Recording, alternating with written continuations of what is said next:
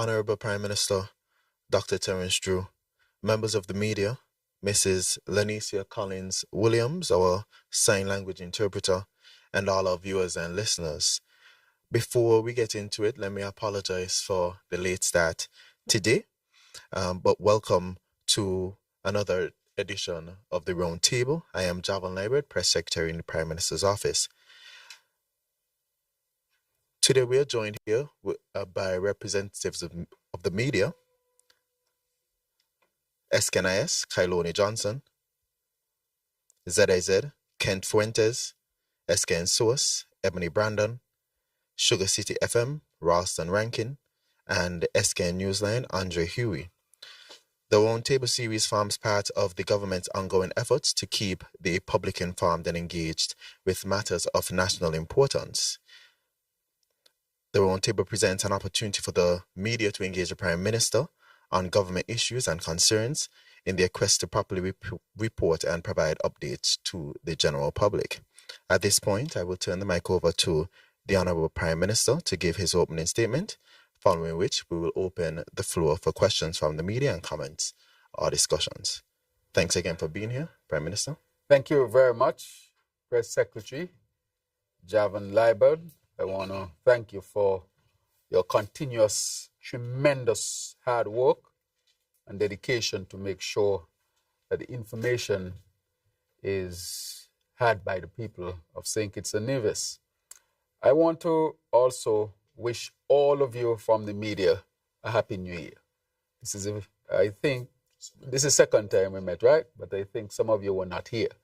And so I want to extend that to those who were not here.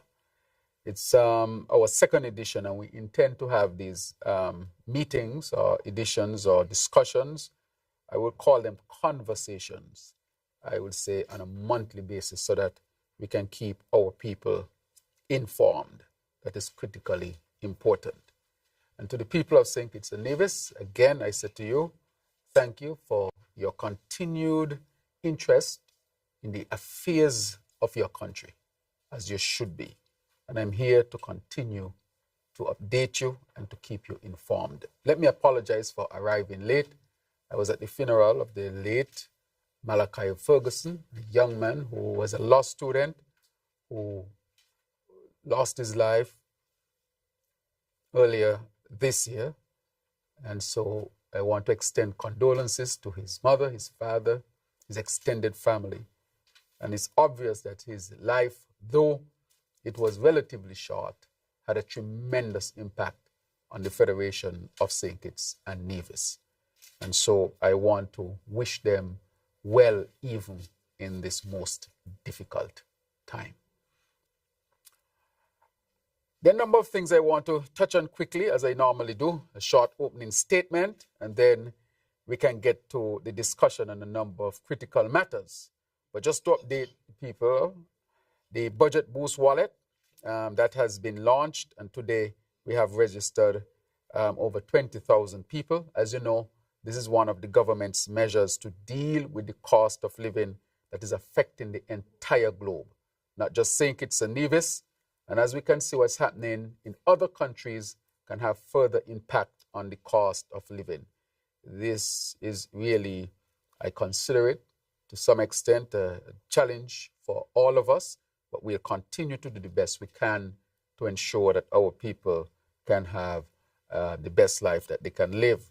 Notwithstanding, I must admit that it is challenging for us as it is for others. However, we came up with this innovative idea so that people can be helped from a month-to-month basis for the first 6 months of the year so that they can deal with the essentials and be able to afford some of the essentials. And in addition to that, we have also lowered the VAT from 17 to 13%. It's obvious that this can affect the government's revenue stream, but we believe in challenging times, the government has to step up, even if it has to take a temporary hit to ease the challenges that our people are dealing with. But I continue to encourage our people to be prudent with their spending and also to help themselves where they can so that they can help to foster a stronger home, a stronger community, a stronger country. But the Budget Boost wallet is innovative. It uses a digital wallet. And that digital wallet called JAD was created by a local. It was locally built. And I want to say to the entrepreneurs with JAD that you are really an expression of what we can do here in St. Kitts and Nevis. And the fact that our people know how to use it is a testimony to the fact that our people have access to technology and our people know how to use technology. And so this allows also, not just for big supermarkets to participate, but small shops on a street in Keon, in Monkey Hill, Connery, in St. Paul's, up the village, Newtown, they too can sign up as vendors on this platform and sell to their community members and be a part of this whole venture where all can benefit to some extent. And so it was innovative that we can have the small shops, not only the small shops, but meetings were held with small farmers. And small farmers also have the opportunity to join so people can buy their fresh fruits and vegetables from them using the JAD.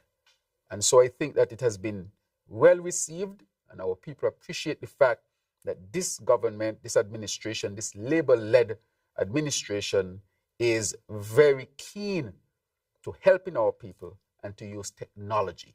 As we have said, that St. Kitts and Nevis must become technologically advanced. We must transform our country. And this innovative idea of the JAD with the platform that is locally owned and I think built as well, this is a testimony to what we can do as a people. And so I'm immensely proud from a number of perspectives that our people can be helped, that our small shops can benefit, not just the big supermarkets, but the big supermarkets can also benefit. Who owns this in collaboration with one of our local banks, the St. Kitts, Nevis and Anguilla National Bank. So this is all local, and we should all be immensely proud that in such a short time this could have been done. I remember when I spoke about it, people were thinking this would be impossible. How can you do it? But we knew we had the technology, we knew we had the know-how, and it was a matter of time for us to implement it. So it got implemented very quickly. And I would say in a few days, you would see thousands of people who joined up. So I want to thank Social Security as well for its tremendous work in making sure that this became a reality. We have also put together a cost of living task force. This task force is established to tackle the rising prices and to develop real solutions for our people. This task force is led by our esteemed Cabinet Secretary, Dr. Marcus Natter, and I know that the task force has been giving information to the general public as to what they're doing, including vigilance of prices. And I've asked the Cabinet Secretary, and the Cabinet has asked the Cabinet Secretary to make sure that those who are responsible for checking on prices will check on prices and report back to the Cabinet so that we can be kept abreast as to what is happening to the prices. So I'm asking the traders, the business people, please pass the savings on to the people of St. Kitts and Nevis. We will not accept anything other than that. They deserve the savings that are to be had. We already see, he sent me a report recently on Monday, and I've already seen some of the prices are coming down. And so we will continue to monitor it as closely as possible so that the savings can be passed on to our people. Again, this, of course, would have an impact on the government, but we have estimated that going through this challenge and this difficulty, we can buttress our people. And so when better days in the world come, we can definitely recover fully. Also want to speak about the electric vehicle course. This course was launched at Clarence Fitzroy Bryan College, of course, in collaboration with an entity that delivered the course right there. Why did we launch a electric vehicle course? Because we are preparing for the new economy that will be based on renewable energy. And therefore, we expect the increase in EVs. And so we want our mechanics to start getting the necessary training to deal with these new types of vehicles. This was a tremendous act on our behalf, and we are making sure that we stay ahead and abreast of the new technology as we transition. We don't want, when the EVs are coming in, we are bringing in mechanics to work on them. We want our mechanics to transition, and we want other people to learn for the first time, so that in a great sense we can benefit and we can be ready for the transition that is to come. Also want to highlight the Amendment Bill, Vehicles and Road Traffic Amendment Bill 2025. We have given some numbers. I want to thank the AG for really leading the task force on this. AG Gad Wilkin, Honorable, has done a tremendous job with that task force. And so we're able to pass the bill into law just recently in Parliament, where we are aiming for and setting an ambitious goal of 0 road fatalities. And so we are heading towards that. And so I'm asking everybody to play their part. This cannot be done by the government alone. Everybody must be involved. We lost 13 lives in 2024. And it means, therefore, that 13 families, communities are affected. And so we have to deal with it. We have seen a sudden increase, or significant increase rather, of vehicles on the road. We have the most vehicles ever on the road at this present moment. And that, of course, can lead to accidents. But if people are prudent, if drivers are prudent and follow the traffic laws, we can have a significant reduction in the number of accidents. And that is why we pass a law.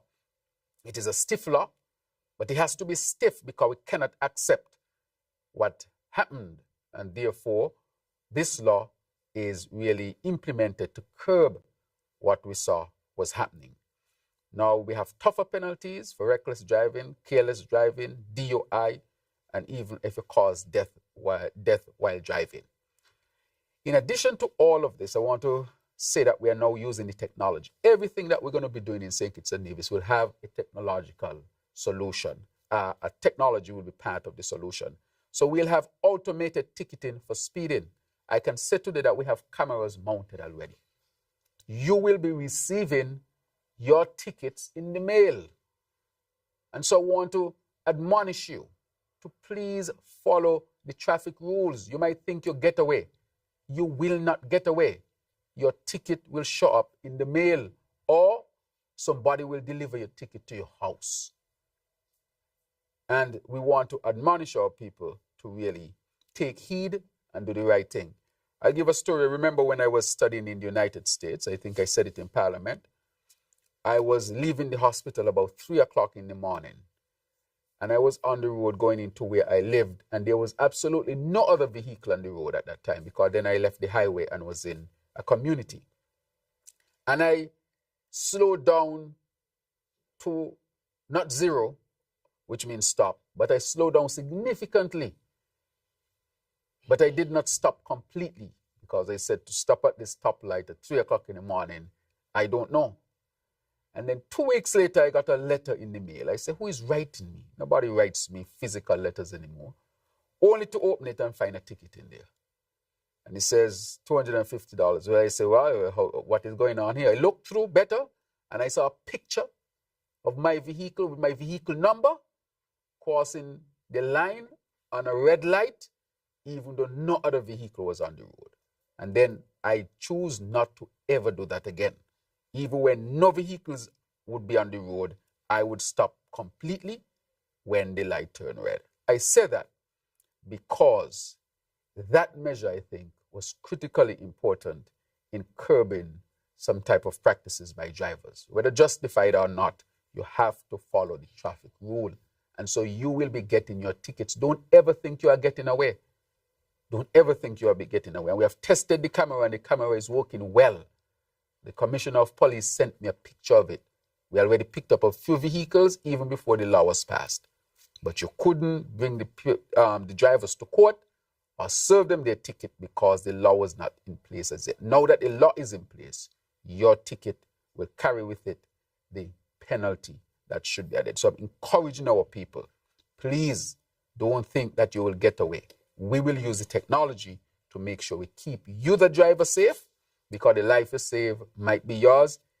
your passengers safe, because the life you save might be your family member, your own child, and to keep other drivers safe and pedestrians safe. So it's about all of us doing our part, following the regulations. No place in sink, it's far, as I would say. So there's no need to be dashing here and dashing there. You only save a few minutes. The risk of an accident is much higher than the few minutes that you would save. We have also seek to have dash cams duty-free, car seats duty-free, and so forth. And we're asking that all children, and the hospital policy we'll put in place is that we want, especially parents who drive, to leave the hospital with a car seat and know how to use it. So that will be part of our safe child policy at the hospital. As a matter of fact, we have been declared a child-friendly hospital. And so we will make sure that that happens. We also passed the Plea Negotiations and Agreement Bill 2024. This seeks to, of course, where the DPP or his office can have discussions as to how people want to plea and have it be done in a legal matter. In the United States of America, you might know, most of the cases don't go to court. Most of the cases are settled with plea bargain. So that helps to move cases through the court system and prevent the backlog that we see throughout the region. Also want to say that I had recent international engagement. We traveled to the United Kingdom for a discussion on the Citizenship by Investment Program, where we had representatives from all the OECS countries, plus the EU, plus the UK, plus ministers from the cabinet of the UK, plus the United States of America. And I want to say that St. Kitts and Nevis continues to strengthen the CBI program so that it will never be deemed a risk to our international partners who have legitimate concerns. As you know, I took the chance and went out and make sure that we did everything that needed to be done to strengthen our CBI program. I've said over again, it would have affected our revenue, but it has helped us to stabilize the program, save the program, and also give us a chance for recovery in the future. We were on a path that needed to be corrected, and I said from the beginning that this would be the hardest thing that I would have to deal with as Prime Minister. And I guess as people see it played out over the last 2.5 years, people would agree that that was indeed a significant challenge and continues to be.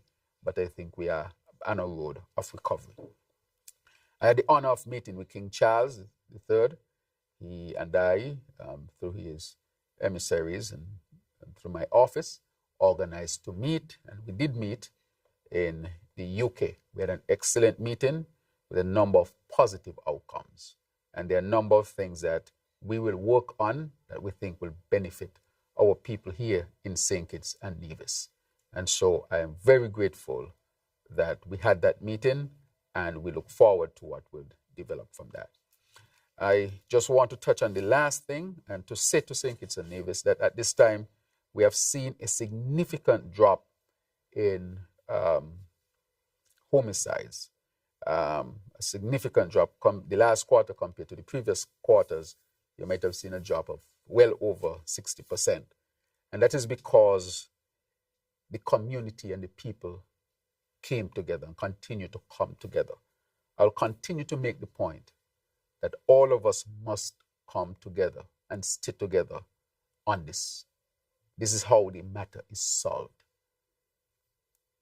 I believed it from the beginning by implementing what I would call an idea, a policy of dealing with crime and violence from a public health perspective. I said that I'm a medical doctor who had been exposed to the data for a very long time, understand the data because of my training, nothing special, and also understand that if it is implemented, it will work. But it needed, of course, all hands on deck. Everybody must play the part, not just by words, but everybody must work. And so I want to thank the people of St. Kitts and Nevis. First of all, I want to thank the security forces. I want to thank the communities, the task force, that was put together, that has been working tirelessly hard. I want to thank the different political parties that came to the fore when the call was made. And I want to thank, of course, on the line, all of this, are keeping up all of this, God himself. And I say all of that to say that we should always remember this period, because it has proven that coming together as a people with the right policy and strategy, that we can take on any challenge. And this, of course, is a challenge that we have been dealing with for decades. And I've said all the time that it does not need any corrupt ways to resolve it, because that only leads to worsening of the situation. Let us approach it scientifically, and let us approach it as a people, and we will be able to deal with this scourge. I know the security forces, they have been working extremely hard.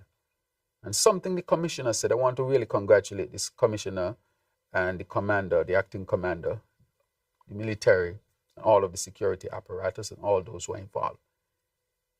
That he said something, that the people expect him to be tough on crime and make sure that he brings people to justice.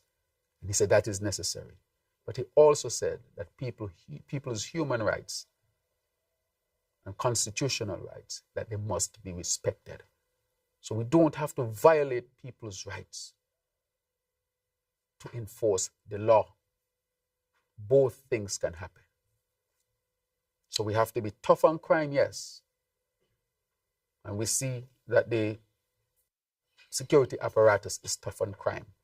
But we also have to be tough on the causes of crime, whatever they may be. And I've been totally open with the people of St. Kitts and Nevis on this matter.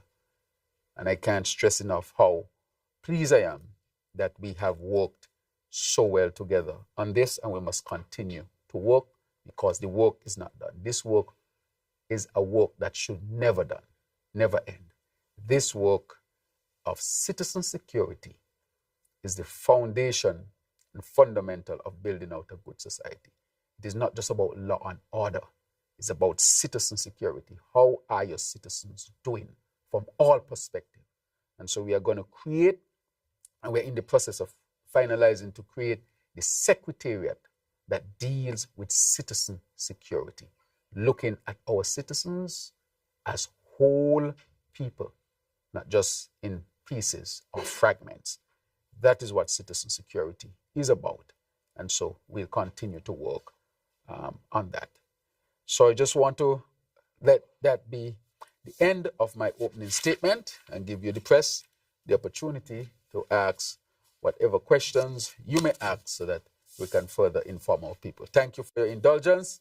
I think I spent a few minutes talking, and you were very kind to indulge me. Thank you. So I open it up to the press. So, Ms. Javon, Press Secretary, what are the guidelines for the press? How many questions at a time? Have we informed them? Mm-hmm. Thank you, Prime Minister. So, of course, we'll go one at a time. As you get the mic, we'll allow you to ask 2 questions at a time. Please state your name and the agency you are representing. Thank you very much. We already have the mic. Okay. Hi, good afternoon, Prime Minister. Andre Huey, SK Newsline. Just a couple of questions on some of the presentations you just made. On the issue of crime, you spoke about the method that you would have introduced and would have also expressed to CARICOM, the using a scientific method in addressing crime. Would you credit that as the primary reason for the decline we've seen in recent times? And what are some of the recommendations that came out of the consultation? Because we didn't quite get any specific recommendations when the consultation ended. So what were some of the specific recommendations that came out of that consultation that have been applied to the current wave that we're seeing of decline in homicides in St. Kitts Nevis? Right. Thank you very much. So with respect to dealing with crime and violence from a public health perspective, let me say that we had a 90-day campaign. And the 90-day campaign, of course, was really the start of what we wanted to do. How it started is when I called everybody together, including all of the political parties. And I said, look, we have to come together to deal with it. And that triggered, I think, a sense that all of us are involved in dealing with the issue of crime and violence. It's only a community or country can solve it. That is what the public health perspective has as its basis. And so I would credit the 90-day campaign because it was focused. It had community participation and involvement. The task force went from community center to community center, village to village, group to group, and both St. Kitts and Nevis. And once the community came together and decided, look, we're going to deal with it, all the results we see came from that. Look at how successful the police force is in terms of identifying those who might have committed crimes and being able to put them away. But of course, we use a lot of technology. We use a lot of consultation with outside help that I have not mentioned and will not mention. We have created a climate where we believe if the crime is committed, we are going to find out who you are. And we have invested. So we have invested significantly in the security apparatus and including regional and international partners to help us. That has been a hallmark. And we have reached out to community groups to respond. We asked the pastors and the church, how will you respond? At the schools, how will you respond? At the community level, how would you respond? We had people sending ideas and suggestions and so forth. So I will credit it, of course, because at the hallmark of it is to bring everybody together. The other thing, we were totally open with the people. You saw the information that to some extent could have been embarrassing for our country. We are the only country that asks USAID, and I want to thank the USAID for its significant contribution to this in doing the crime dynamic study and giving us the data so that we were data-driven and not emotionally driven or politically driven or just speaking in platitudes because we would have heard the terms over and over. Let us work as a community, all hands on deck. But how? How do you do it? Where's the data to drive you? Where's the data to direct you? So we started out the right place, bringing people together and exposing the issue. I mean, when you hear how the situation was, they asked me, why would I do that? People ask me that because other countries may not do that. I said, you cannot in any way deal with the scourge of the situation by hiding. You have to first come together and be open and honest and expose the information. Let people have the information. And then after people have the information, we decide now what will be our plan of action. And so we call the people. So I would say that implementing this, of course, has been tremendous, the 90-day campaign and all that we continue to do. I want you to know that we continue to do and we'll do more, especially to deal with the causes of crime.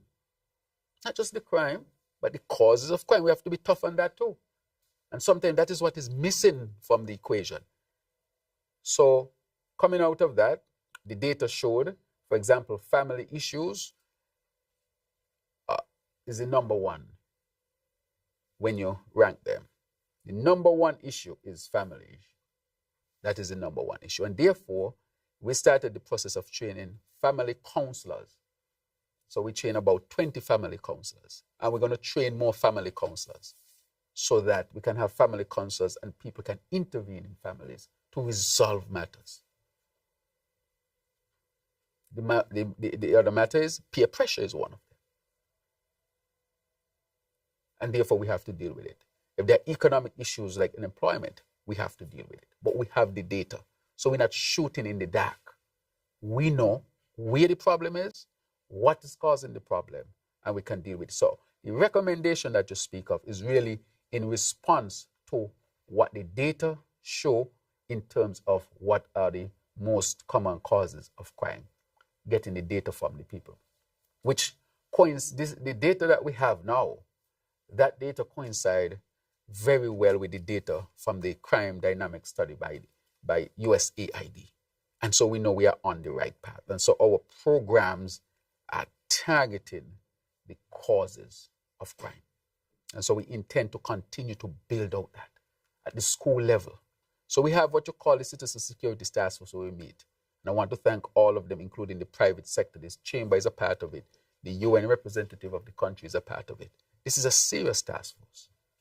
And so we are pulling resources and ideas from all perspectives, but of course, data-driven. So we will continue to build it out. I'm not going to pretend, that this is kumbaya. This is life and this is real.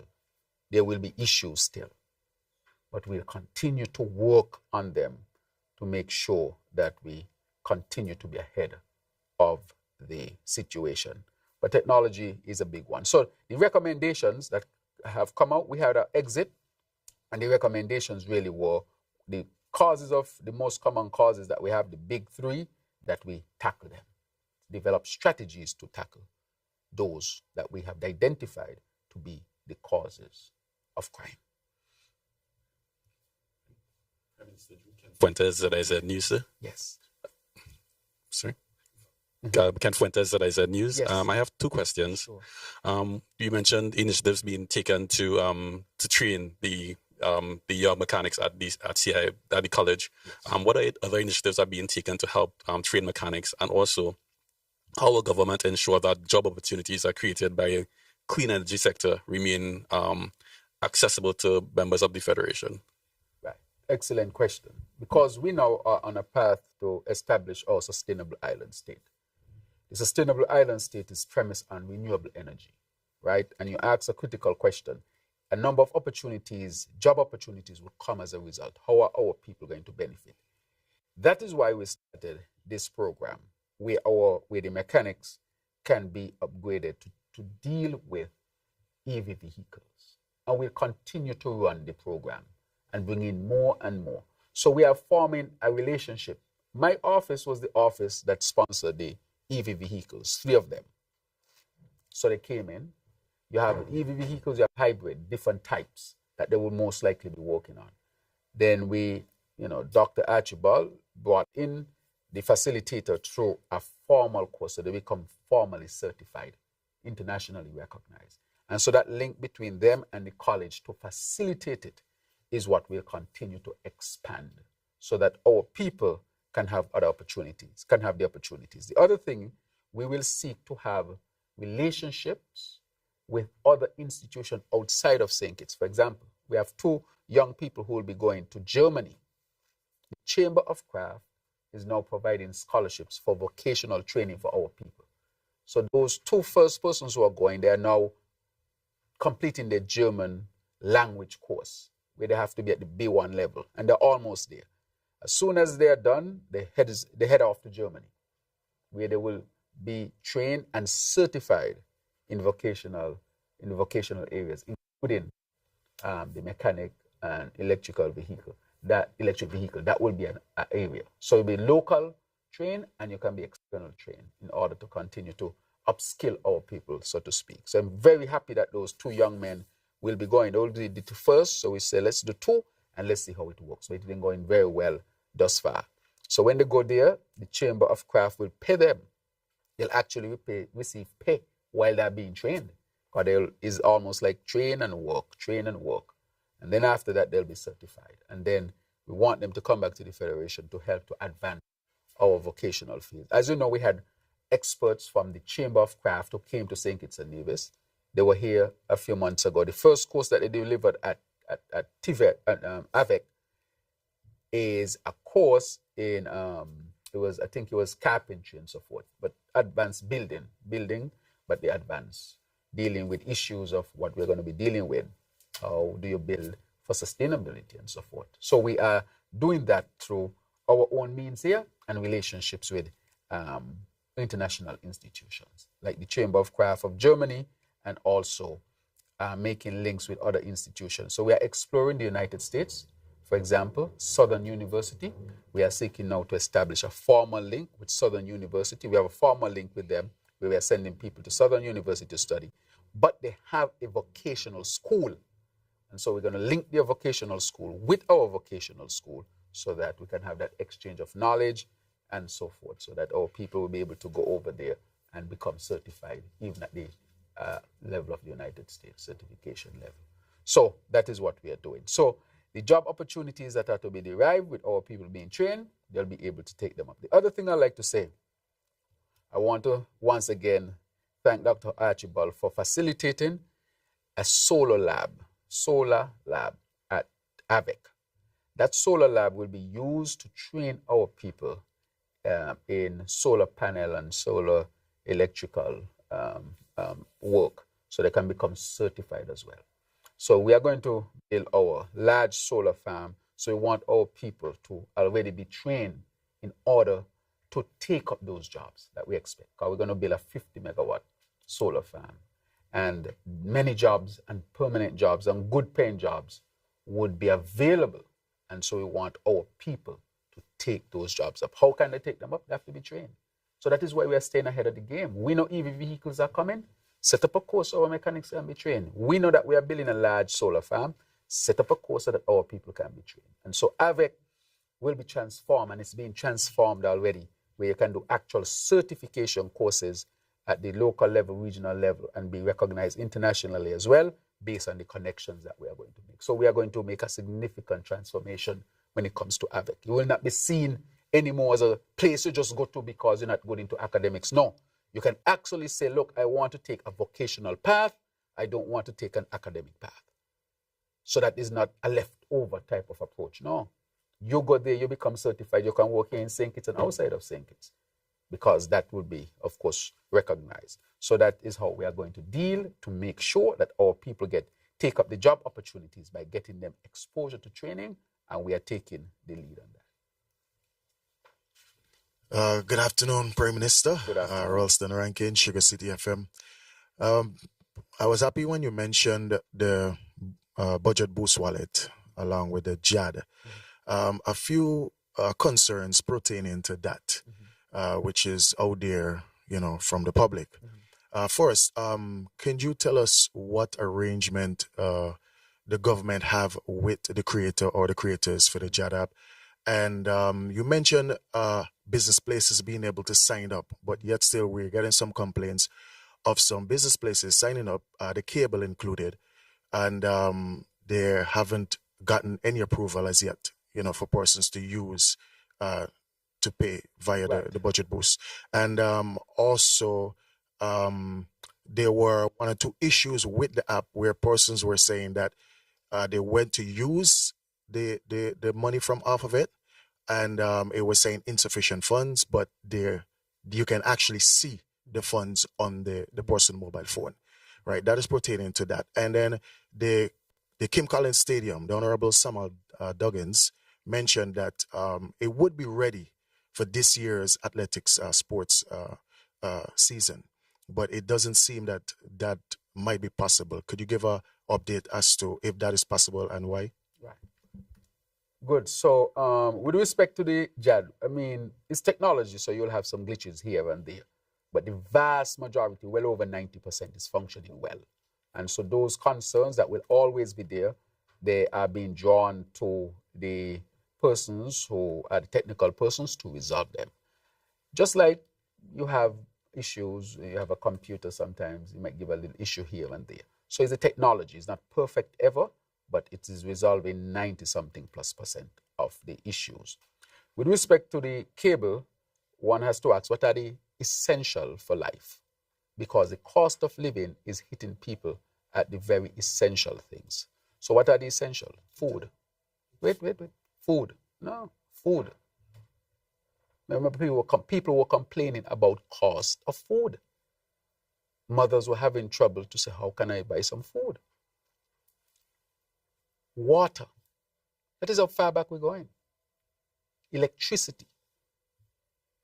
Right? The basic of life. Groceries.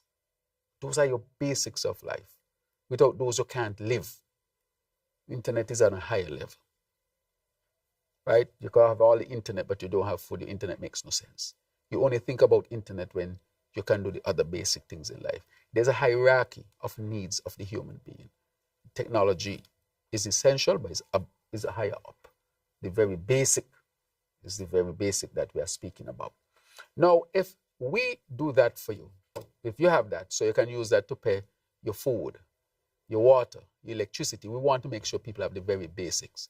So the money that you would have spent on those, what do you think you can do with that? You can then use that and pay your cable. You can then use that and do something else. You can go and get whatever you think else you want to do. But that help is to help you with the very basics so that ease the burden of the cost of living there. And then the other things, you can say, okay, let me shift some money here. So what we are doing is we will now put people on the radio and the airways. I think the first one might be tomorrow, if it hasn't happened, where they come and they help people to how do you budget? Because part of all of this is financial education. That is why we are doing the Aspire program, because we want people to know, to learn, and all of us to learn even better how to budget. So if I'm getting help with my electricity, my water, my food, the money that I would have used here, why can't I say, okay then, the money that I don't have to use here, I can use that for my internet. But the government is helping to make sure that I have the very basic, which is food, groceries, electricity, and water. So that is a thinking. What's it costing the government to use the app? Is it costing the government any? Yes, of course it costs, but it's not very expensive at all. I don't have the number, and I wish I had the number that I could have given to you, but that is a good question that you can ask for it. But it's a local vendor with a very good rate, so all the money is staying in St. Kitts and Nevis. In terms of the business places, in terms of the vendor for JAD, in terms of the people who would use the money. So I would say, but I don't have that number, but I know it's an excellent rate that we are getting with respect to it. With respect to the Kim Collins Stadium, I was made aware that the Germans are here. We are doing the surface, and I can tell you construction is taking place there right now. So construction started since last year. It's ongoing, and the construction company laid the asphalt as to the specifications of the German company that is now here laying the track itself. Let me update the country as to why there might have been a delay. We had consultation with experts from Jamaica who are experts in athletics and tracks. And they advise us that, and I wouldn't call the track name, let me get some water, but a specific type of track was causing injury to their athletes.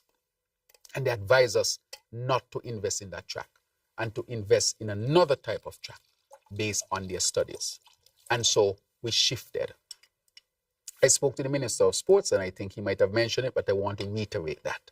Because in the long run, you want to make sure that your athletes have the safest track that they can have. And we listen to the experts. The other thing we're going to make sure is that no activities like music festival and so forth would take place at the track. When music festival went to the track, people was nailing stakes into the track itself. The very track, walking across the track in high heel shoes.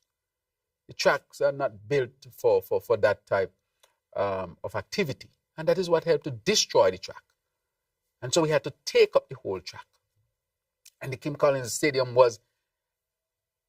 it did not have any attention under the previous administration. Remember, this administration only 2.5 years old. And so we had to go and revamp. The roof can't go bad in 2 years. It had to be consistently being neglected while it reached to that stage. So we had to go and revamp the seating, the roof, the bathrooms, and so forth, which we are doing presently. And so we expect the work to be completed by March, April. But I want to say to our people to have patience. It's being done. We are getting the best track that we have been advised to get. The experts are here on the ground. The building is taking place. So if you go to the stadium at this time, you will see work taking place there. So we expect that work to be completed in March, and we're hoping to have the inter-school back at that track this year, and a new track with a refurbished stadium. Good afternoon, Prime Minister, colleagues. Kyloni Johnson, SKNIS. 2 questions. Firstly, as you know, we just hosted the OECS Council of Ministers of Energy meeting here in St. Kitts and Nevis. How can we use that meeting or the findings, the solutions, objectives of that meeting to advance the government's own Sustainable Island State agenda and also promote a similar agenda in our regional neighbors. And secondly, many Kittians and divisions are paying close attention to some of the decisions being made by the United States of America, particularly in terms of the tariffs being imposed on other territories. Is the government paying close attention to this, and should Kittians and divisions be concerned about any potential economic fallout as a result? Right. Thank you very much for those two questions. As you know, St. Kitts and Nevis has declared its vision, which is to develop a sustainable island state. This is the only way we can continue to exist. There is no other possibility or any other way of really surviving well without having a sustainable island state. This is an imperative. Whether people say it or not, it is an imperative. We have to achieve this. This is our only hope to continue to exist as a country. One, because of the environmental impact. Two, for economic viability. So therefore, at the hallmark of it, as I said before, is energy, renewable energy. And so this meeting is looking at ways of reaching solutions with respect to having implementation of renewable energy sources. So this information is directly helping us in our quest. But not only that, we are sharing our experience as well. And all heads coming together in the region is really helping to chart a course, and we are sharing best practices and information and knowledge. So that just that interaction alone is already helping. And so we will see some benefits definitely from that. At this moment, since we are on renewable energy, I can tell you we already have commitment for 50 megawatts of solar energy. And I can say today, maybe for the first time plainly, that we have raised the money to start geothermal. We have the money. I'm going to make a declaration very, very soon. I spoke to the Premier of Nevis. If you look at his page, he posted that he and I met. We met to discuss it. The Premier and I, we have met and we have determined, just like the crime situation, this is not going to be a political football. Who in St. Kitts and Nevis want very, very cheap electricity? Nevisians want it, Kittitians want it. So if that's going to make St. Kitts and Nevis better, why should we fight over it? So let us leave the fights for other things, but we're not going to fight over this one. And so we are chatting, we have decided, and I have put my full effort behind it. Because I will say, I can never understand how is it CCM was part of a unity construct for 7 years and nothing was done for geothermal in Nevis. Instead of seeking to help Nevis, they started to look to see if St. Kitts had geothermal. Nothing is wrong with that. But why would you abandon Nevis? As if to say, Nevis, we're not helping you on this one. But we want to do two things. Make sure the Nevis resource develop while we look for other sources around. So that, to me, is very strange. 7 years. And nothing done to advance Nevis's quest to get energy from geothermal. But in just 2.5 years, I did not sign anything with CCM. I did not sign anything with NRP. But when I came in and I spoke to the Premier, I told him this is going to be a priority for the Federation. And we have raised the money now to move forward with geothermal. First time I am announcing it explicitly. That is tremendous for the Federation. Tremendous. And not because it's a Nevis that I wouldn't work for it. Nevis is our sister island. We're in a federation. Why wouldn't I want to see Nevis going forward? Why would not I want to see that? And we passed a resolution in Parliament that this resource would benefit both Nevis and St. Kitts to create an environment of low-cost energy so that our viability as a federation would improve significantly and continue way into the future. So that has been, in my estimation, a significant accomplishment from all perspectives, a political perspective, a future hope perspective, which would have impacts beyond what we are thinking today, Can you imagine if we declare we have enough energy to be a low energy region? You know how much industries would want to come to St. Kitts and Nevis? We can sell that energy.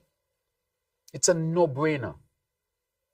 And I really want to ask the people of St. Kitts and Nevis to come together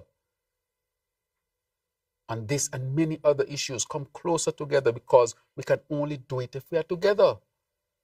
Many regions are trying to come together. Look at Europe. Each country in Europe is bigger than the whole Caribbean put together in land mass, possibly. Well, the Caribbean islands, if you put in Guyana, maybe it's not so. But I'm just simply saying how large they are and the site necessary to come together. And other countries want to join. So if we are a country of 50-something thousand people, why are we thinking that we should not even be closer together? It can't make sense to anybody else outside of the region. Because it's saying for your own viability then, put everything else aside. Work together as a federation. That's how people are going to take you seriously. So we have to save ourselves. We have to work for ourselves. We can't look. You see what's happening around the world. People, in other countries, and I'm going to answer the question of tariffs. Can you imagine that? You're in St. Kitts and Nevis, have nothing to do with what's happening, and your cost of living going up because there's tariffs that one country put on another country. So it means we'd have to come together and pool our resources more to survive in this unpredictable, volatile, aggressive world that we are living in. And therefore, I want to encourage us as a people to continue to do that. And I'll continue to fight. Nevis is going to benefit, which is obvious, and Kittitians are going to benefit. And so I want to encourage us to continue to work even closer together. With respect to the tariffs can have an impact on us and will have an impact on us. Again, can trouble the cost of living. And we have no control over that. Those are decisions by other countries that are affecting us because we are so dependent. That is why we need a sustainable island state to sustain ourselves, so that when they have their issues are not impacting us so greatly down here. When tariffs hit, I don't care any leader has to deal with it. These are things you can't go and just tell the people, how are you going to take down the tariff? You can't promise people you could take down tariff. That has nothing to do with you, but your costs will go up because you are depending too much on other countries. There should always be an interdependence, but we have the possibility of becoming more sustainable, self-sufficient in a region that is relatively stable compared to the rest of the world.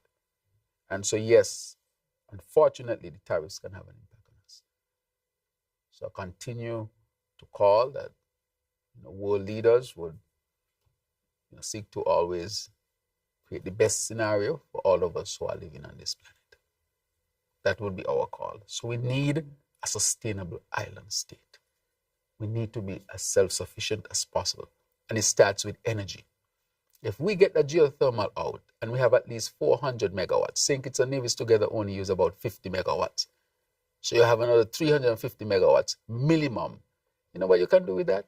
Electricity. You have enough electricity, water, and food, and internet. Because then you have the energy to drive data centers and so on, create your own, be able to drive your servers and so forth with the high energy, the great amount of energy that they would require. You can supply that. And that is why it's important that we push as much as possible for the sustainable island state and to get the energy going. We're going to be going through, the world, I suspect, going to be going through challenges over these next few years.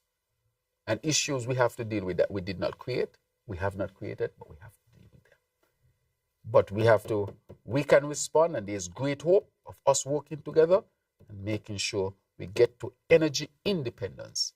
Getting to energy independence means oil prices go up because they got war out there, ain't got nothing to do with us.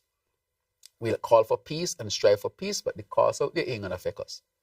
It ain't gonna affect our electricity costs, not our water costs, not our cost of living, because we will be able to control the cost, because we can control the cost of energy at all levels. And that is what I'm striving for. That is what I want to see. A sustainable island state where St. Kitts and Nevis can sustain itself and we can, of course, be, as a result, a better place to live. But it is, of course, a tremendous amount of work. It will have its ups and downs as we seek to accomplish this.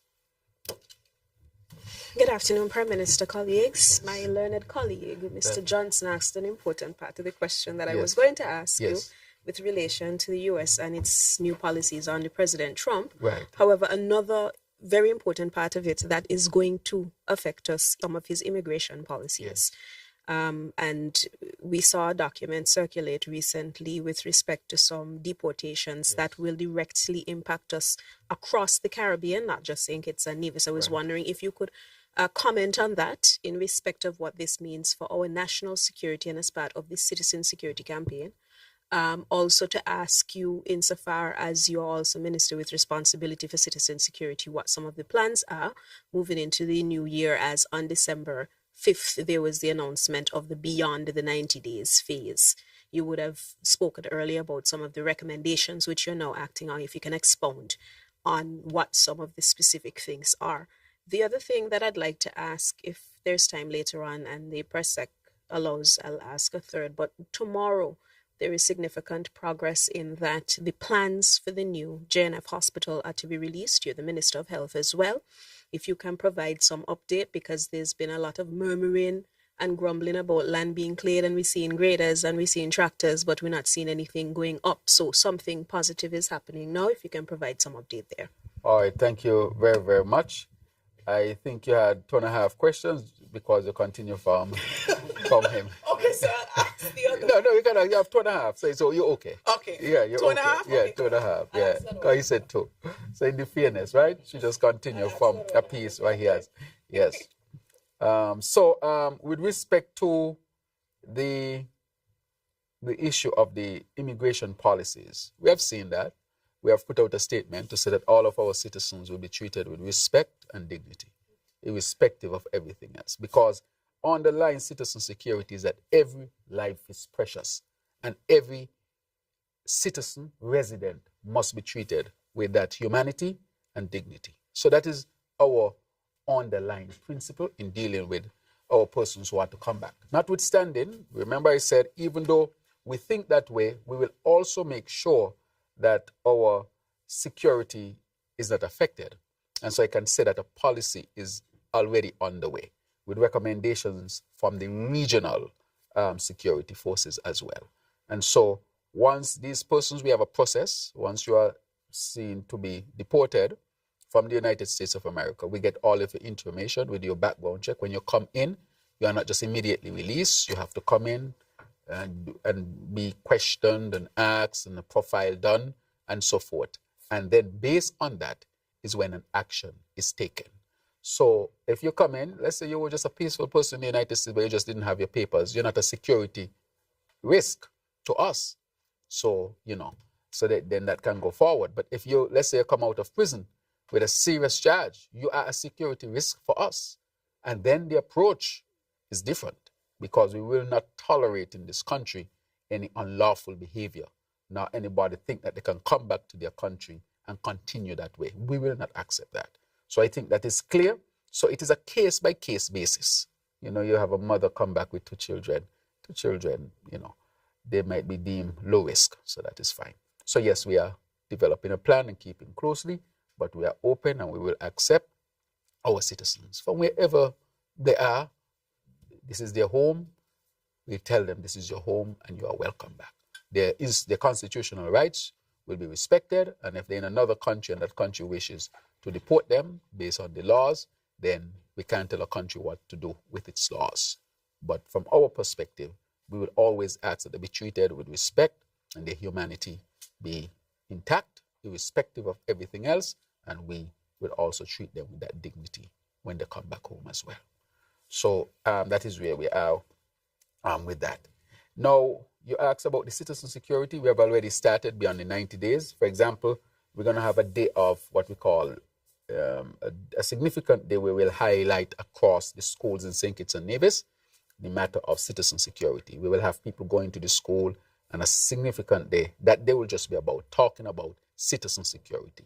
And so we call it a day of interruption, to just go in and just highlight it so much that would be the buzz around St. Kitts and Nevis. All the schools on that particular day had to deal with this particular matter. We are also planning a summit called the Better Opportunity Summit, where we want our young people to come and see the opportunities that are there. For example, do you want to get into solar EV?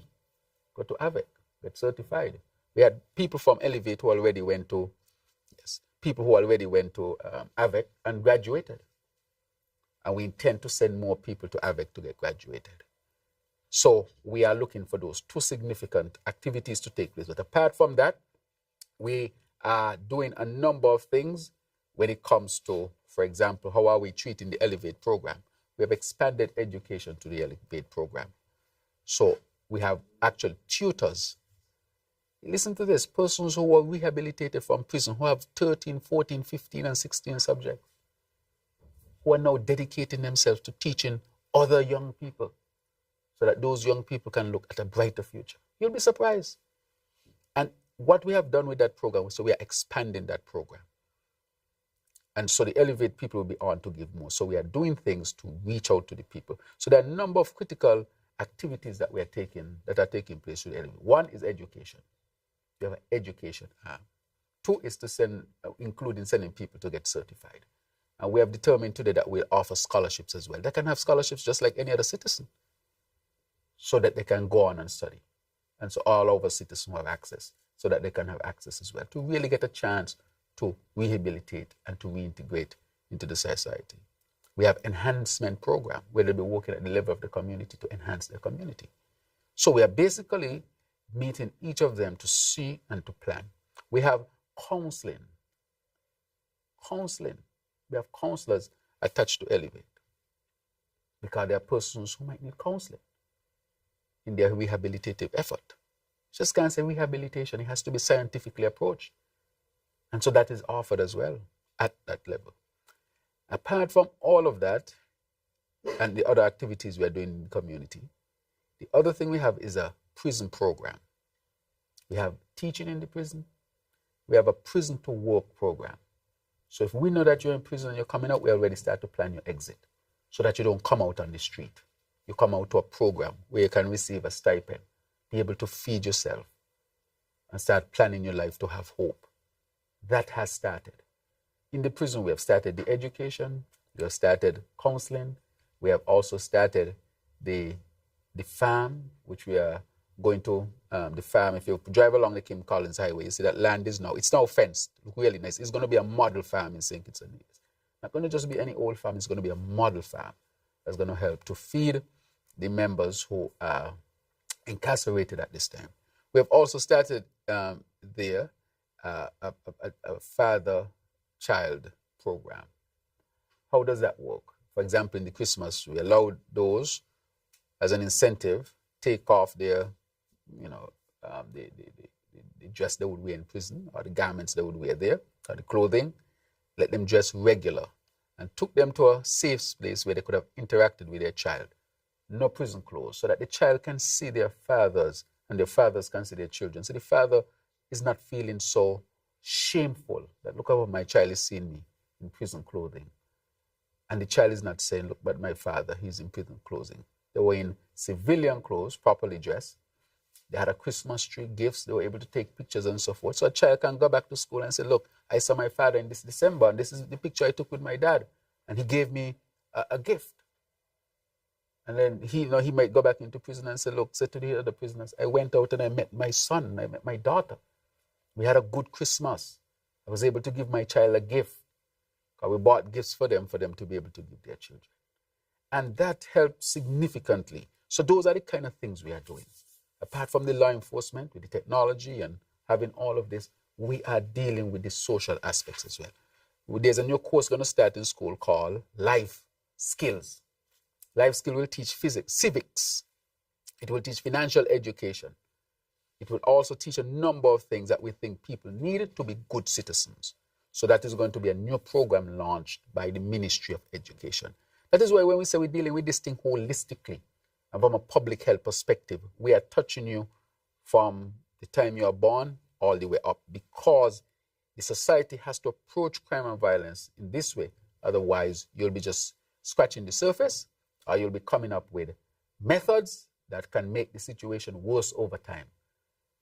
Look at what happened in Jamaica. Look at what happened in Trinidad, Ecuador.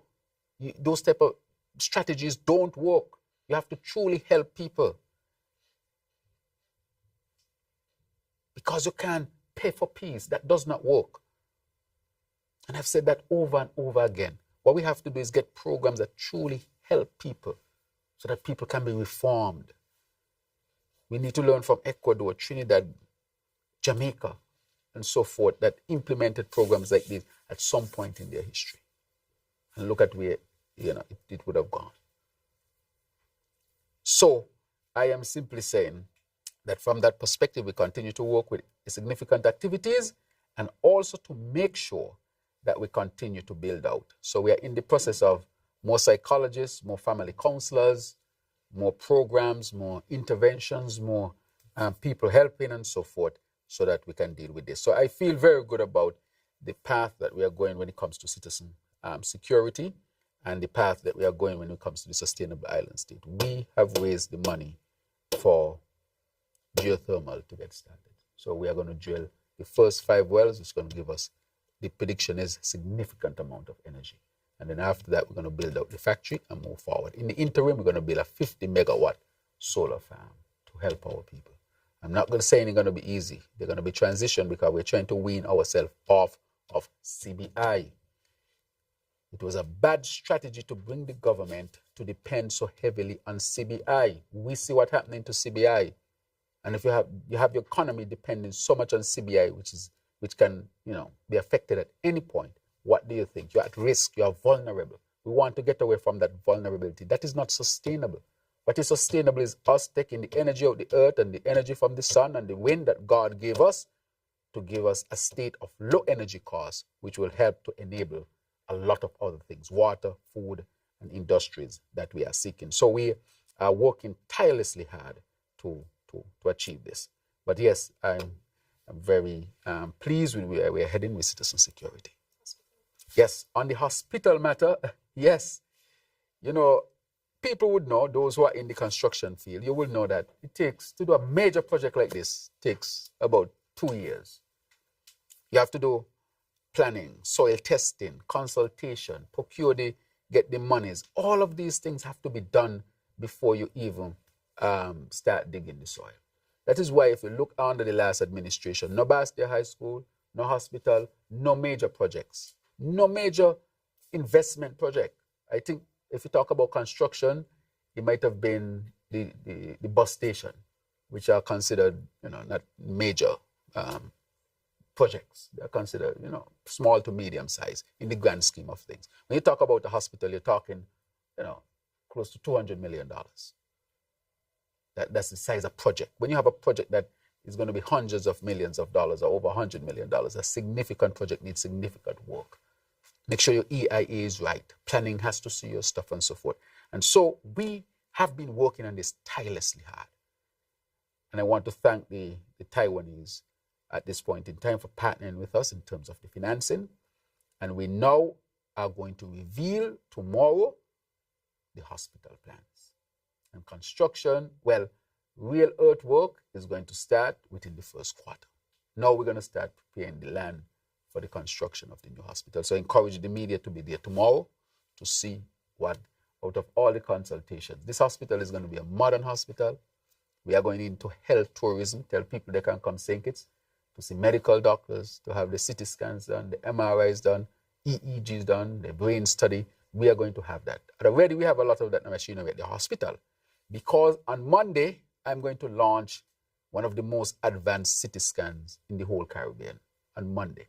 Just like they heard me speaking about the CT scan. In order to get a CT scan like that, it takes a while. It has to be built. Specifications. Specialists come in, look at your room. Your room has to be of a certain standard. You have to have the right amount of lead so the radiation doesn't come out and affect people. The EIA has to know. The International Atomic Energy Agency and so forth has to know. Bureau standards have to put things in place. We are getting modern. So as we get modern, the requirements, of course, and the requirements are based on protecting people. And therefore, all of that is in place. I can say the CT scan is working. We have done 13 plain CT scans, and this week we have done the contrast CT scan. And on Monday, I'm going to the hospitals to officially launch the CT scan for the people of St. Kitts and Nevis. And right on the heel of that, I had a meeting last week about the MRI. We spoke to, through Public Works, the suppliers in Miami. They now have everything to send. So we expect that to be done in the first half of this year. So we should have MRI, CT scan, EEG, a whole flow. And recently, we had a team from the United States. I want to thank Dr. Maloney, who is an ER specialist from the United States, who brought a team down to train our ER doctors. And we'll continue that training. That training does not stop. It continues to upskill our people and to upgrade the services at the JNF. So we want to make sure that we are already ahead of the bar. We're not waiting for a new building to upgrade our services. No, we are doing that now. And lastly, to say on health, I want to thank the Robotics Association for coming up with an IT solution to electronic health record. They have built an electronic health record at international standards. Just like JAD at international standard, our local people we have tremendous amount of talent. I'm not looking outside unless I'm looking to my people first, because we have the talent here. And of course, we will partner with other countries and other people, because that has to be part of how we govern as well. Just like we thank the Taiwanese and others who are working with us, the Cubans in health and so forth, so that we can reach where we want to reach. But we have tremendous amounts. So I want to thank the Robotics Association. And as you know, Dr. Neil was just declared Goodwill Ambassador for Science and Technology. He is the head of the Robotics Association, and they have built it. So we now start the implementation of the IT, of the electronic health record for our health system. And so that would be a major, major accomplishment for us as a country as well. And it is a homegrown solution. Our people are talented, tremendously talented. When I have problems, what I'm going to start to do, go on the radio and tell people, we need this. You'll be surprised to know who come forward. And if we don't have it here, our people in the diaspora, because when we ask for the emergency room doctors, we don't have those specialists here. Is a Kittitian who lives in the United States, who is a specialist, Dr. Maloney, who worked with us, brought back a team of specialists from a hospital, Rutgers University, and they came here to train our people, and that is a continued relationship to upskill our emergency department. And so I can talk about all the other nationals out there who are contributing.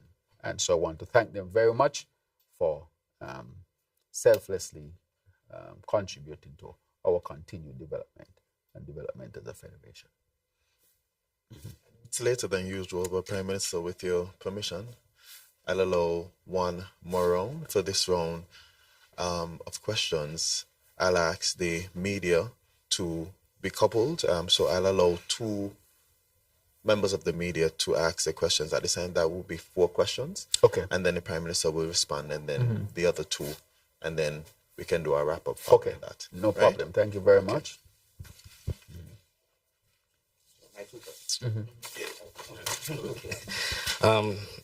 Prime Minister, on the issue of Citizenship by Investment Program, there was a press release that was released early this week that indicated there was a 169% increase in applications. I don't know, what would you credit those that increase to, whether it be increased marketing efforts from the CBI unit or an increase in demand from entities? And I know there were restrictions that were put in place, or reformations that were put in place that made the program a little bit tighter. While on that as well, if you have figures to compare, to give us the figures as well on that. My second question has to do with the somewhat on migration, but more specifically the policy of St. Kitts Nevis. What is the policy of the government when it comes to illegal migration? And we're speaking specifically of, we saw 2 years ago where we had boatloads of Haitians and Africans who ended up here on our shores. And just recently a tragic incident where a boat of 19 bodies, they were all dead by the time the boat arrived here. If a boat comes from Haiti, for example, to St. Kitts and Nevis, what is the policy, the official policy of the government in dealing with that issue, or any other nationality for that matter? What's the official policy of the government? Right. So the official policy of the government is to work with the United Nations and regional Red Cross and so forth. We get the significant input as to how we should handle these people, because there are issues of human rights that we respect as a country. However, you have people coming in, they would have broken our laws, and so the law enforcement will get involved. They can't just be set free. They have to be brought in. And so, of course, they will go through that whole process. But once you recognize that these might be refugees, then there is an international treaty that governs that. And we seek the UN always, the Red Cross, of how we should manage that. And they can help us to do it. So from a law enforcement perspective, there is a process. The process is not just to set you out on the road. We don't know who you are, why you are here, all those things we need to know. Are you a threat? Can we set you free or not? All those things are done when this happens. So from the perspective of these boats coming though, what we find is that St. Kitts and Nevis, maybe because of where we are located, you have people in Africa might be trying to go from one state to the next, one country to the next, and the engine might give trouble. The boat gets away, get caught up in the currents. They're just somehow drifting them towards us. But our Coast Guard probably picked them up outside, and so brought them ashore. It's the same thing when the Haitians were here. They came in from Dominica. We were able to intercept the boat, and so we actually saved their lives. And then the last set, remember we had another set of Africans who came. Some died. Their boat capsized. A boat picked them up, and the boat bring them to St. Kitts and Nevis. They said the captain tell them St. Kitts and Nevis is a safe place to go. Of course, you drop off human beings here. We're not just going to. So we brought them in. Law enforcement got involved. The United Nations got involved. And that is how we dealt with that particular matter. So I don't think that apart from the Haitians who were passing through, most of them who got here, they just drifted here. Sometimes we also pick up empty boats.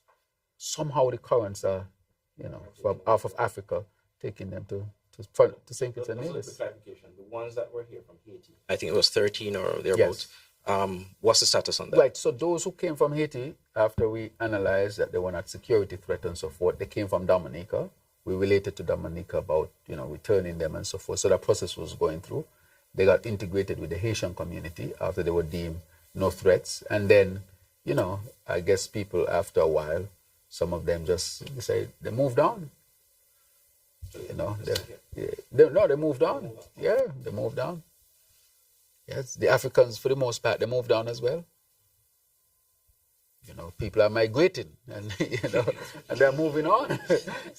They didn't set out to come to St. Kitts and Nevis. We were just transit for many of them, and some of them just move on. But really and truly, we are against human trafficking. We will do everything to stop human trafficking.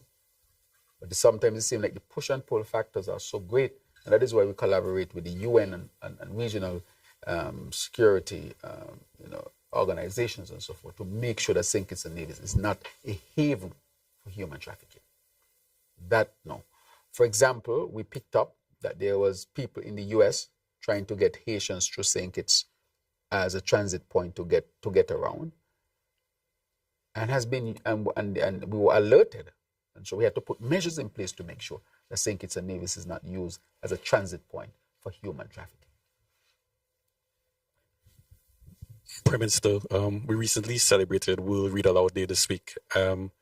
Based on what distractions that our young people are having right now, what is being done to ensure that we maintain the high level of literacy that we have in the Federation at the moment, going forward, so that it will benefit us for the future? Right. Thank you very much for asking that. I would say to our young people, social media is not good for our young people. It has to be properly managed by parents. Our young people are distracted. Social media has been linked to depression and mental health issues. It is a good thing. The internet and the technology, they are good if they're used for good. But the social media has really drifted down a path where there are countries now who are banning social media for children. And so you're right, our people are distracted. What we continue to do, though, our educational system, as you know, is free and open. We continue to provide all the opportunities for our people, including providing them with technology, laptops and tablets, and giving them access. They have the books now online so that they can use the technology to study instead of using the technology for all sorts of other things. As a result of that, we are hoping that giving them technology, but giving them the proper tools that they should be using with this technology, that would continue to enhance our educational system. So, in a sense, we are not against technology, we are pro-technology, very strong. Social media is a different story. So we are exposing our people to technology from very early in life so that we can keep on a path of making sure that our people remain well educated. So we're continuing to provide that. And also we made college free for our college students so that they can have access to college. So we don't want them to stop at high school, but to go on to college, whether it is the vocational or academic. I want to stress again, people can choose vocational or academic. Both are critically important. So we don't want this stigma anymore about if you choose vocational, it means because, as we say in St. Kitts and Nevis, you're not bright. That is not so. Somebody can decide, I just want to be an electrician, and that's fine. It can be a technician. I want to be a technician in automotive. That is fine. You can choose which pathway you're going, and that is why we want AVEC to become a center where people will go to become certified and be certified not only locally, but regionally and even internationally by our connections. So we'll continue to make education fully available, continue to use the technology so that they can use the technology to learn instead of using it just for other things that are affecting them negatively. Prime Minister, earlier this week on World Cancer Day, you revealed via your social media page that cancer is now the leading cause of death in St. Kitts and Nevis. I think this caught a lot of people by surprise. Yes. So question, do you think we here in St. Kitts and Nevis take the threat of cancer as seriously as we should? And as a medical doctor and as Minister of Health, what would you say to our people about this issue? And the second, my last question, as the people out there gear up to take advantage of the generous duty fee on car seats and car booster seats that is being offered. Question I was asked by a member of the public is, has there been any talks or discussions with the government about having a grace period for persons to get these? Because we know the law enforcement, they have the regular stop and search, and they may see a child in the back of a car seat without the seat. But this, I think, National Assembly was last week, I think. So has there been any talk about possibly a grace period for persons to go out and take advantage of the duty free to get these car seats for their children? Right. Thank you very much. With respect to World Cancer Day, I did make a post on it from my own perspective, and I sought to deal with risk factors that people may not consider to be risk factors. We hear about the smoking and this and that can give you cancer, but I wanted to deal with the issue of lack of exercise and not managing and how your weight can affect your rate of cancer. That is, and not your weight, the lack of exercise I think I touch processed meats. Because I think people don't realize processed meats, like tobacco, causes cancer. Not just a link, it causes cancer. And so each time we eat processed red meats, we should know that it causes cancer, processed type. We should also know that exercising is a serious risk factor for cancer. But the other things when it comes to cancer, though, is that, for example, there are some sexual activity that can cause cancer. HPV causes cervical cancer, and we are stepping up even when it comes to that. Smoking, of course, you know, that is why we don't want people to smoke. We're not saying what to smoke or don't smoke. We don't want any smoking in public, because that is a cause of cancer. And we don't want people to smoke, period. We'll tell you don't smoke because smoking causes cancer. And therefore, we know all of those risks, and each cancer has a different risk profile. And that is why I said at the end, have a conversation with your healthcare provider, your doctor, or you can go to the clinic to get further information. Since 2018, cancer was the leading cause of death in St. Kitts and Nevis. It is not just now. It is that I am highlighting it. It was since 2018, and I don't think it was highlighted enough. That is why I say in governance, you have to be open with people and straight up and give people the information. People are not babies. People understand this is life, and real information, that information helps people to make the right decisions. Cancer is a serious problem in St. Kitts and Nevis. All developed countries, as you get more developed, that's where you head. Cardiovascular diseases and cancer, they become the main causes of death.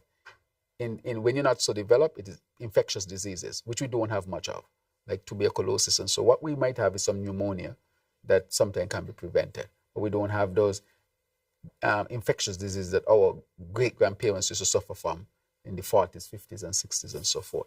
So we are now suffering from chronic diseases, non-communicable, such as cancer and blood pressure, diabetes, and so forth, things that we can have a lot of influence over personally if we choose a particular type of lifestyle. And so I want to say that this was since 2018, but I highlighted it, this cancer, because I think all people need to know and to take this thing very seriously, because it's affecting our people. And from the health promotion unit, they're dealing with, they have SKN moves, they look at NCDs, but I think in the NCDs, we hear a lot about pressure, sugar, which we should continue because those are major killers. But cancer and cancer screening has to be on top of that list. So when you go to your doctor, based on your age, you should be getting a certain type of screening, and you should be having a certain type of counseling to get the information as to how to protect yourself and your family. But cancer, yes, was declared since 2018 to be the #1 cause of death in St. Kitts and Nevis. Now, the duty-free with respect to the car seat and the booster, that is a very difficult question to ask. I would wish that persons don't carry their children without what is required. It is just too dangerous at this particular time. I would ask the committee to quickly come up with a solution to see if we can ask people who have car seats and so forth, just donate them, get them to a place where people can have them. But a lot of people who have cars, they can afford the car seats. The thing is, it was never implemented that you should have a car seat.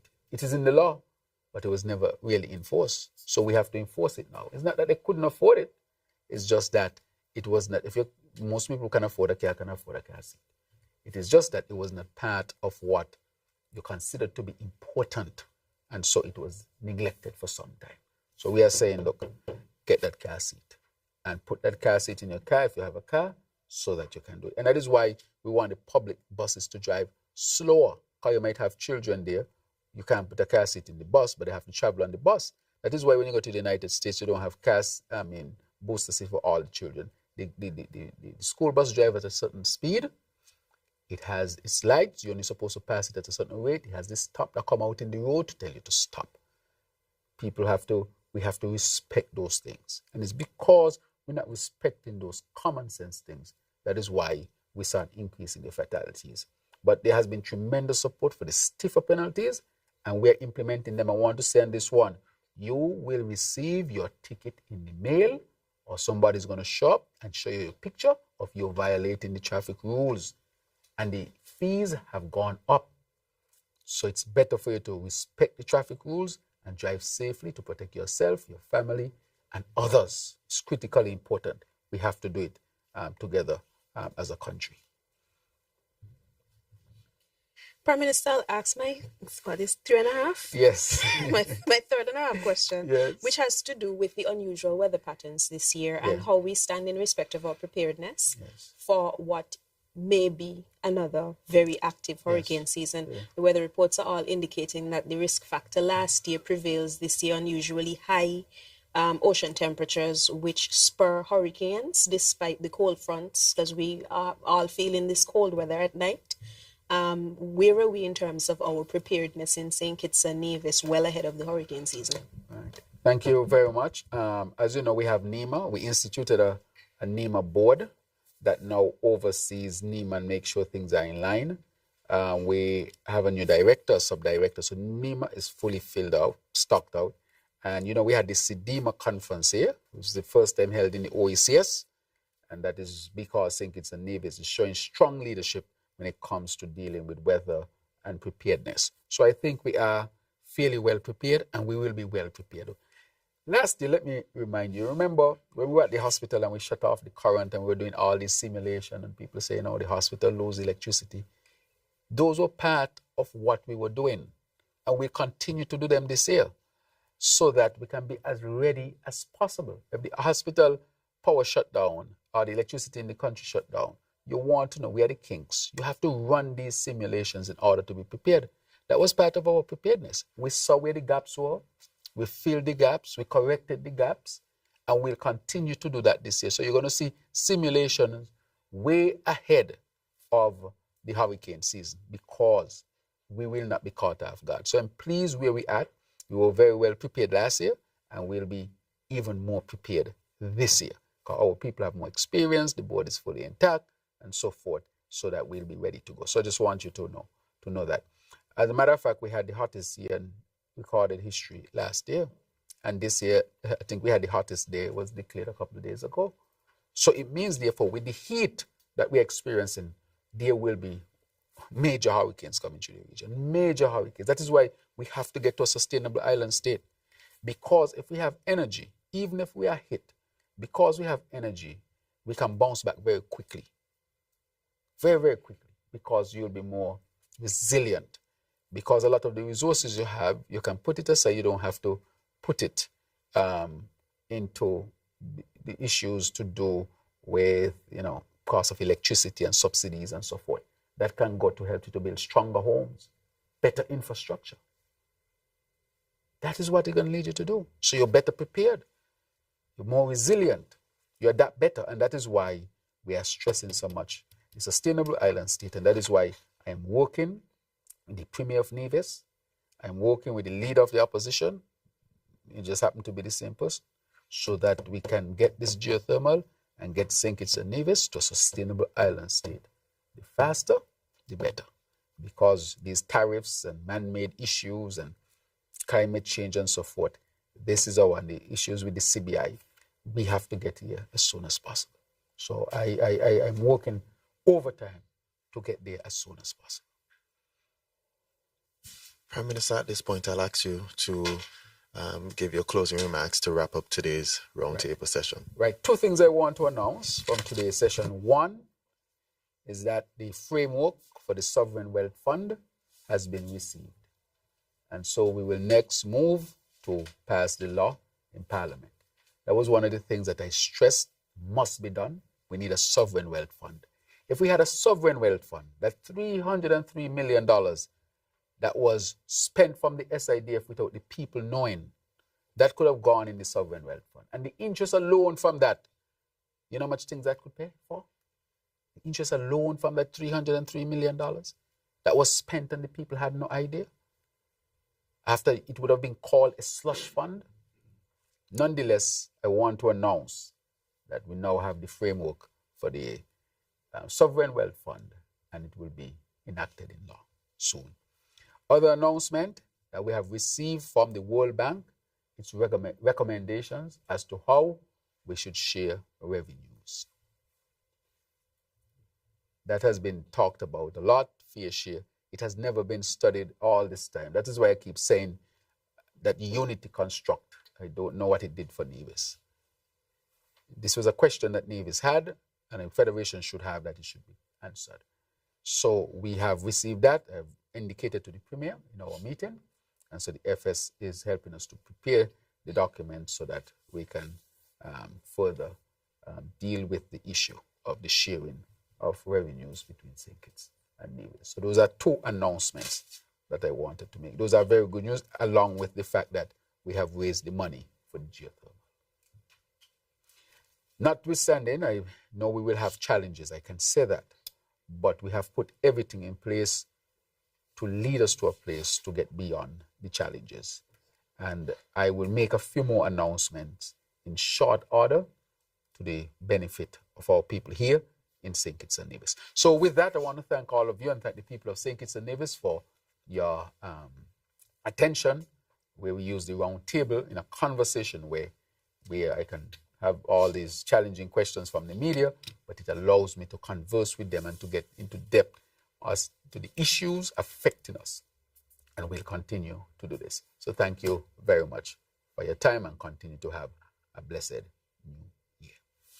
Thank you, Prime Minister, for always making time to engage the media in efforts to ensure that their questions and concerns are addressed, as they continue to ensure that the people of St. Nevis are educated, updated, and made aware of what is happening in St. Nevis. We continue to extend gratitude to the platforms that facilitate live hearing of the Roundtable, ensuring that the public and citizens within the diaspora remain front and center during these conversations.